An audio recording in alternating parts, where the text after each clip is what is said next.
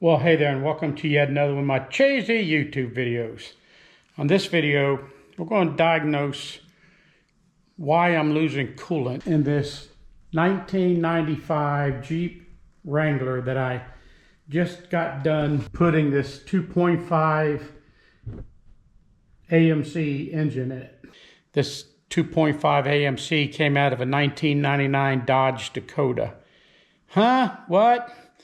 You'll see people saying on the internet, nah, that 2.5, that's a Chrysler engine. It was a Chrysler engine up until 1996. From 1996 until the early 2000s, Dodge stabbed the AMC 2.5 in their Dakotas. And the problem I'm having is after I've run the Jeep for, well, I go to town, 12-mile trip, and the engine gets good and warm, I stop, and I'll come out, out of where I'm at, and there'll be a puddle of water underneath the Jeep. So this engine I'm very familiar with, and I'm pretty certain there's not a problem with this engine. What's wrong, Smoke? Oh, that's my boy Smoke. He wants me to go open up my office so I can feed him some cat food for the 8th or 10th time today. But anyways, I am pretty certain that my problem is a simple problem that I am losing coolant from the radiator cap, from the radiator cap. Smokey's gonna check it out and see if he concurs. You concur, Smoke? I took this black line off here that goes to the recovery tank.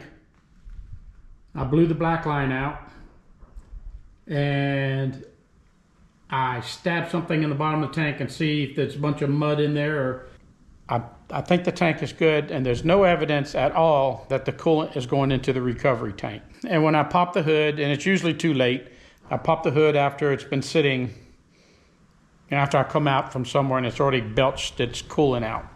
And it's wet around the radiator up top. And I've replaced the cap. The cap didn't fix it. So how does a cap work? This cap is designed to keep the cooling system maintained to a certain pressure.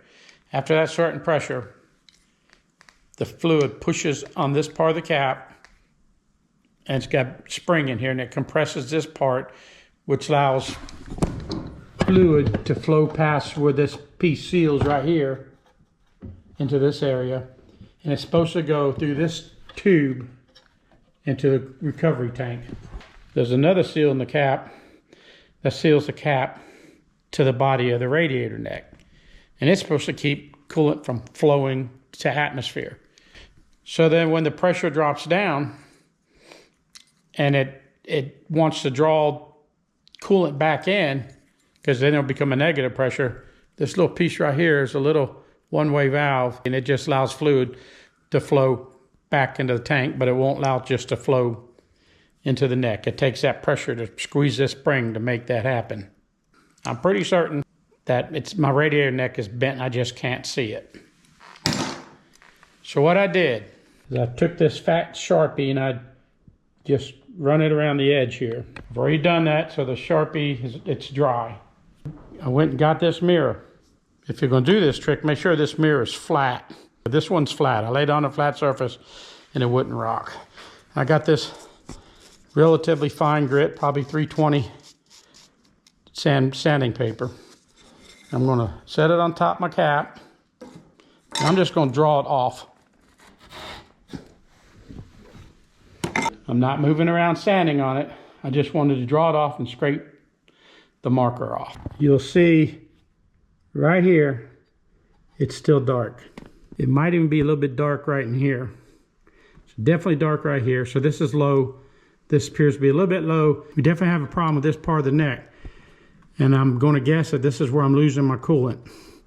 So I need to come up with a plan to straighten this neck out. I need to think it out real careful before I proceed to make sure I don't damage this neck to where I never get to seal.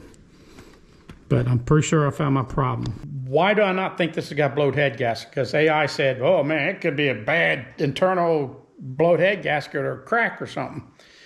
I'll tell you why. Because I don't think I have coolant leaking until I stop. If I had a blowed head gasket and I'm pumping combustion gases into my cooling system, That pressure is going to be created when it's running. The crack block's not going to cause it to overflow only when it's parked. So why does it get hot when you park? The engine does what you call heat sinking or whatever. When you're running, the coolant pump is continuously flushing coolant through the block, then through the radiator, trying to keep it cool. When you stop, you have all that heat in that block, but you're not moving coolant through anymore.